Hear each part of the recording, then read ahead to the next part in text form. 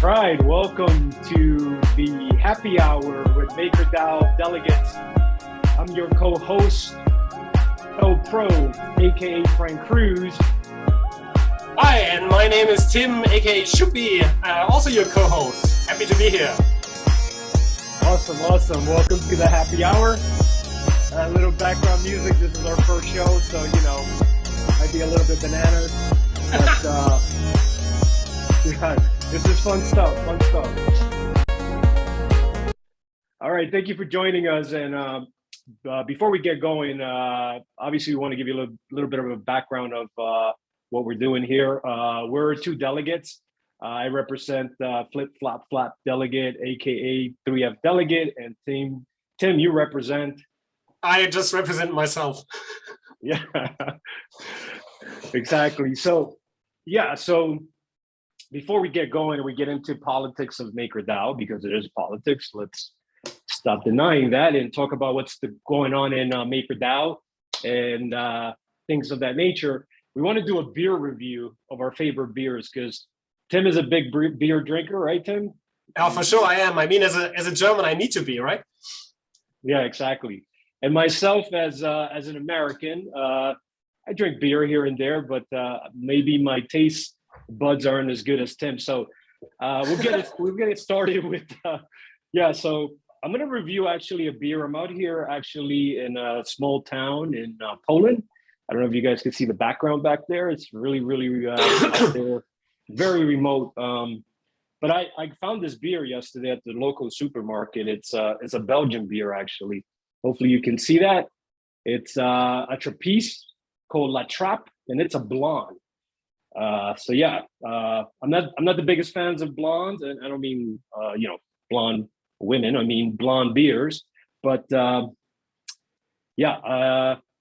once in a while, when in Rome, right, you got to have a blonde. So here we go. Let's see. It looks pretty clear. So give it a shot. Yeah, I think I drank too much, just like an American, but it's got that taste of like orangey banana, little dry.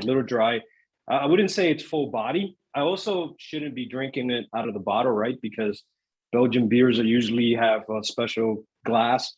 I did find a glass, but I'll pour it in a while. So what we could do, Schuppi, since this is our first recording, we're just doing this live, right? We can rate these from 1 to 10, 10 being the highest. Oh, actually, let's do 1 to 5 because I think that's how beer advocates do it. 5 being the highest. I think so. Yeah. Let's. I would say this, and I know we're remote, so too bad you can't taste the same one. But I would say it's at about a 3.9, maybe. Oh, a 4. that's pretty precise. Yeah. I mean, I want to give it 4 stars, but yeah, very nice beer. But yeah, here it is, Trappist. And if you ever watch this episode, maybe you can sponsor us. But Schuppi, I'll let you take it away. Yeah, so I guess you need to stop sharing your computer sound first, because otherwise the video is not going to get catch up from my side. I guess I am not a Zoom expert, but does it work? No, now nobody can hear you. No, I think it's really about your computer sound, not about your mic. So at least apologies, I paused myself there. Okay. But once you get on the camera and you show your beer, you'll be able to. Okay, cool. Yeah, I just started off. So my favorite beer of this week is that's bad. It's from the brewery Welde, which is a microbrewery where I don't know. We have a couple of thousand of them in Germany. It's from Schwetzingen. That's a 1-hour drive south of Frankfurt. It's a traditional pilsner. We don't have a lot of variety in the beers because we have the strict rules of how you have to make beer. So those Belgian beers would never be accepted from a German brewery. The fun thing about this beer is that at the cap of it, the tradition is that you start off with asking yourself a question, and in the cap there is either yes or no or maybe. So you can ask yourself a question, and the bottle cap is going to tell you if it's going to happen or not. So my question obviously will be, will we ever unite again inside MakerDAO? So let's hope. It says, it's a question mark. So maybe, we never know. We're gonna find out. So Prost. So it's a really strong beer. I like them, very, very tasty. I'd give it a 4. It's actually one of the most favorite ones I have. And because it's local, I have to drink it. Yeah, that's my take on it. Dude, I have to like get my beer game up because you came with a local I guess small brewery beer. Is that right? Yeah, exactly. Yeah. Oh man, I got to get my game up and get something locally here from Poland. But real quickly before we get going, because I know people probably want to hear us talk about politics and drinking beer. This is the color of my beer. Cheers, my man. But this is the color of the beer. You see, you can tell it's a blonde, right? But yeah, you don't use glass for beers, huh? Because I never seen you use a glass for. So if you drink Weizen, you're supposed to have a glass. But if you're not having a Weizen, then you can just drink it from the bottle if you want to. But posh people do take glasses. I don't have time for that. But you know what? I'm going to bring you one of those bottles to Paris next week. How about that? That's right. Yeah, that's right. Everybody who watches this video, this is being recorded a week before Paris CC. Yes. Tim and I will be there, and hopefully, maybe we'll see another delegate there. I can't. Oh yeah, there are plenty of them coming there, I guess. Especially the new ones are piling up, I think. Oh, that's right. We do have. Hey, by the way, we got to invite these delegates on here so we can hear their views. So, whoever watches this video and decides to like check us out on the Maker Forum, hopefully you'll hit that play button and check out what we have to say, right? Because after all, we are kind of like representing Maker token holders on a serious note, and obviously we need to govern the protocol as best as we can, right, with the other delegates. And truth be told, that sometimes we don't agree with some of the other delegates' point of views, but at the end of the day, I think, right, Schuppi, you got to agree that we all have all good intentions and we all want to see MakerDAO prosper in the future. Yeah, I guess that holds true for most of the community, I'd say, or probably all of the community. But I think it's quite good that we actually don't agree on most of the things, but actually have different views. That's actually really helpful to navigate your own brain around topics. So we are not a bunch of yay sayers for everything, but really disagree on a lot of things. Yeah, for sure. And so I want to get right into it. This morning when I woke up out here in Europe, I saw that you posted some stuff on the voting portal, which is vote.makerdao.com, if I have that correctly. And I just want to get into it real quickly because we obviously don't want to make these things too long and boring. What exactly were you working on? I think you were trying to build your new, I guess, delegate contract. Is that right? Did I get that right? So I basically have a couple of things that I needed to work on. One is already solved, which is basically the flow. If your delegate contract expires after a year, which is just the design of how the contracts are working, then you need to carry over to a new delegate contract. And since this is not really easy in a transaction perspective, the DAX team had to put in some serious effort on actually making the transition both for delegates as for delegators pretty smoothly. So I bugged the DAX team, I think, 2 months ago and told them, hey, my delegate contract is going to expire by the end of July. What are you going to do about it? And they said, yeah, we have something in the pipeline. We are working on it. And I was secretly hoping for this is going to give me some time, like 4 weeks for the delegators to actually do the switch to the new contract. But it got delayed, and finally it is there. So they are going to talk about this in the governance and risk meeting today. So they actually built a pretty nice user experience, both for delegates and also for delegators, to basically make the transition over to the new delegation contract pretty smoothly. And since I have the contract that is going to expire next, so like, I don't know, in 10 days or something like this, they basically asked me if I want to be the guinea pig trying this out. So this noon around, I had like 40 minutes with the DAX team where they were basically looking at my screen while I was doing the transition. And it went really good. I was really happy about the results, and I think it was worth waiting for some time because now it's a lot easier. So that's the thing that's already done. And another topic popped up in the governance channel a couple of weeks ago, where basically somebody was asking, hey, what would we do if the governance portal is I don't know, hijacked or whatever? Because you never know, right? It's right now it's running on centralized infrastructure. It's not running on IPFS. It's not permissionless, not nothing. So I basically said, well, the first thing that we need to do is to make sure that everybody can just run the voting portal locally. So you can just spin it up on your local machine and start interacting with the smart contracts we have on the Ethereum blockchain. And I was basically giving it a step. So I do have an engineering background, so it should be pretty easy for me to actually do that. So I tried it out basically last night or this morning, somewhere around that. And I found out it's actually not that hard. I needed to do a little tweak to the README essentially to put things into place in the right order. But actually, it's now possible to have the voting portal running locally. That means just the front end. So the back end is still in a centralized way, plus on the blockchain. So it's not only on the blockchain. There are a couple of services in the back end that deal stuff with comments and whatever. But it's a first step.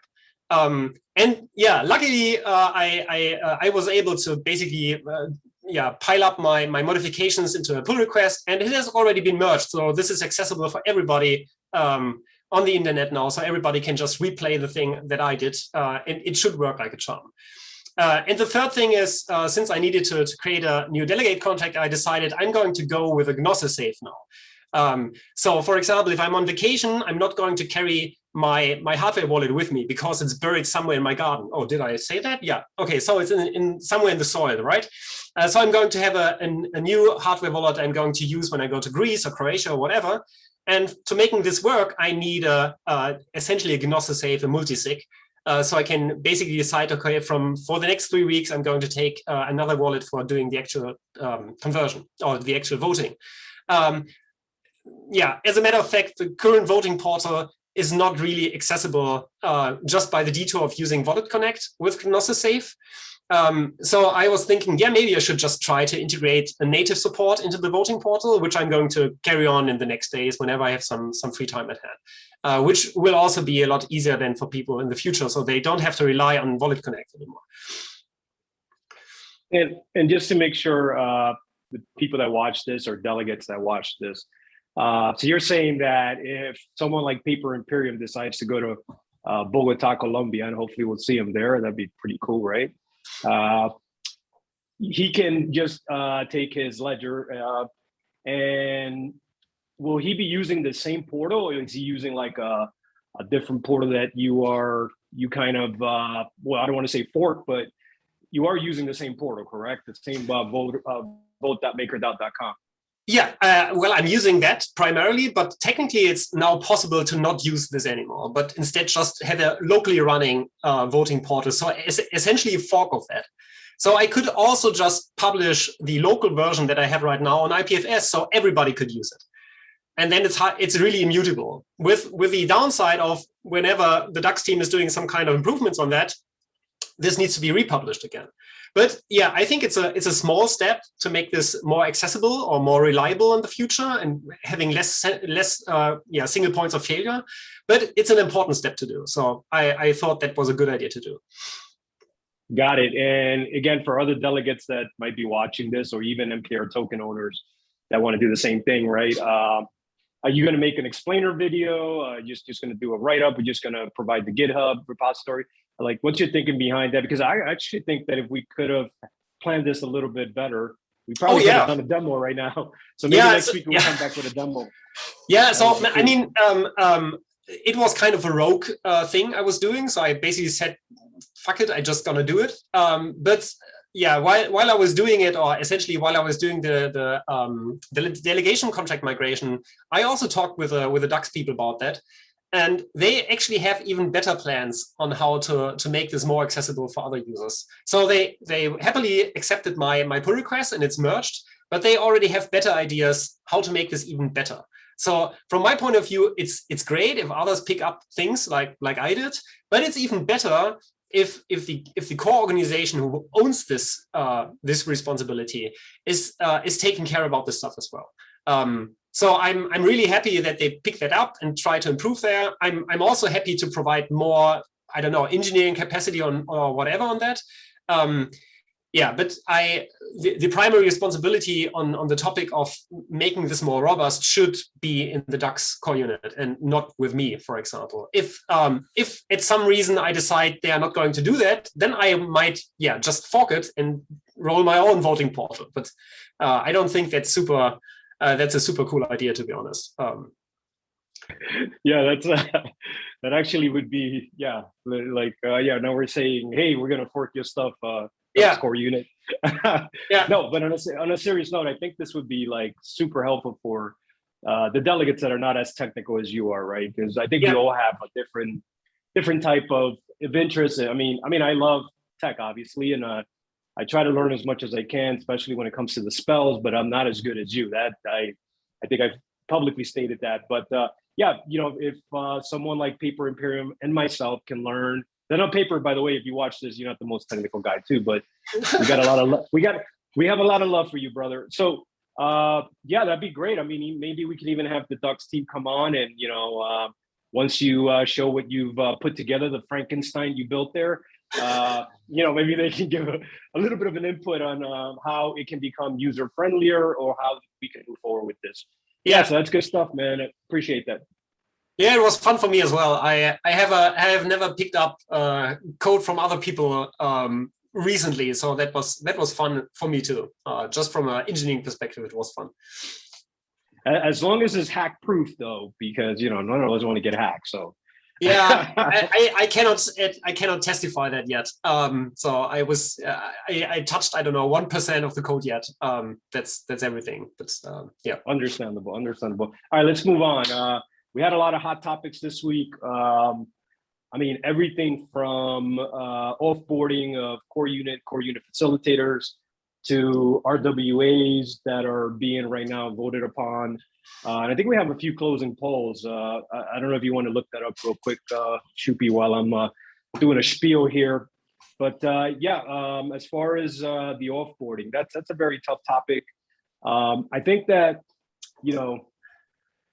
I posted a lot of stuff on Discord, on the MakerDAO Discord. By the way, if you never joined it, please join and come on and help us build this DAO a lot better than it is today. And it'd be great to have you. But yeah, I posted on Discord and also on the Endgame Discord channel. That's another one that you guys can join. That I think it's very damaging to the protocol itself to be posting offboarding of core unit members and teams. In the sense that if we continue to do that, we're going to send a message to the decentralized workforce, to the metaverse workforce, that MakerDAO is not a place where you can sleep at night, right? You have to always worry and watch behind your back. Yeah, fully agree. Yeah. So I wanted to hear your thoughts on it. I mean, obviously, I'm not the biggest fan of it, but what's your thoughts on that, Schuppi? Yeah, so I think it's a pretty natural reaction that we get a lot of offboarding proposals right now, just because the system is designed that way. So it's like smart contracts, like it's going to happen. So if there is an easy way to offboard a core unit, it's going to happen. And of course, it's going to happen if you are in a bear market. I totally agree on the perspective of this is going to be pretty costly when it comes to the hire new talent or retain talent that we already have. And to be honest, I'm pretty liberal with the budget we have. So I think the cost we're generating by putting up this thread is actually a lot higher than the savings that we have if we do the offboarding. But I think it's actually a good idea to really think about what is crucial and what is not crucial. So I don't know, a year ago, basically everything that came out of the incubation program was greenlit, right? I mean, with a few exceptions, they needed, I don't know, a second or a third round, but everything went through. I don't think this is going to happen today, or that would happen today. So this is putting up a real threat as well, right? So just saying something like this is already a threat. But I think it's actually helpful to think about what is the core and what is not the core. And on the stuff what's not the core, we really have to decide if we want to do this investment for basically to prepare for rebound, right? So at some point we are going to see a rebound. So that's why I think, and that's how I voted, I actually said, well, we should increase the budget for the growth team because that's actually our way of preparing for the rebound. But yeah, I mean, it's definitely not my highest concern, to be honest, to be more strict on the budgets. But yeah, I don't know. We're gonna see some consolidation. I mean, we see this with the events core unit. We even see this with strategic happiness. So stuff will get merged. We are going to see cuts for sure, but this shouldn't be just done on an impulse, but really on a we should put in some energy and thoughts into this if it's really worth offboarding something just for the sake of cutting budgets, I'd say. But yeah, I don't think we should decrease the budgets by 50%. That just doesn't make any sense. We are still really early in the game. No, yeah, for sure. And in all fairness, I think most, including strategic finance, right, who's been a pretty much like a leading voice behind, along with the pseudonymous, anonymous maker community members that we have, about cutting costs, and no one's ever gone that bananas where they're saying 50% cuts or 70 or whatever. There might be some few exceptions. There's some pseudonymous, anonymous guys out there and girls who are, maybe a little out there, but that's nor here nor there. But I think I agree with you, right? Like, I think we need to merge some of these core units. Like I honestly think that there's a lot of upside for marketing, branding, MakerDAO. There's something that's been missing from someone like myself who goes to a lot of the conferences, right? I don't miss that many. And I know even though when I do miss them, the Maker brand is not really recognized properly, right? Like I'm pretty sure you heard Schuppi, and you mostly attended. Actually, you were in Denver, so you have attended an American conference. Yeah, and in that conference, you might have met some people who said to you, "We have no idea that dye was made by MakerDAO." So it's crazy, right? So we lack branding there. So something has to give. And I believe what you just said, merging some of these core units, strategic happiness, and events, maybe with the possibility of having a branding team one day, marketing team. But I want to go back to something you said about the growth core unit, right? You mentioned that you voted for that. I voted actually, my platform 3F Delegate voted for the bear market scenario where it's pretty much business as usual. And I just think that this bear market, and some might argue this actually not a bear, it's just a pause. I've heard people say that. I know, right? It's hard to believe, but I think that once this bear market gets going, I think that's when we want to ramp up. I mean, so we're not going to be able to time it, right? Like imagine you started investing in crypto winter 2018, 2019, and you were just investing, $10 a month, which is bananas, right? You should probably invest a little more. That's not financial advice because we don't do that here, right, Schuppi? Yeah, no financial advice.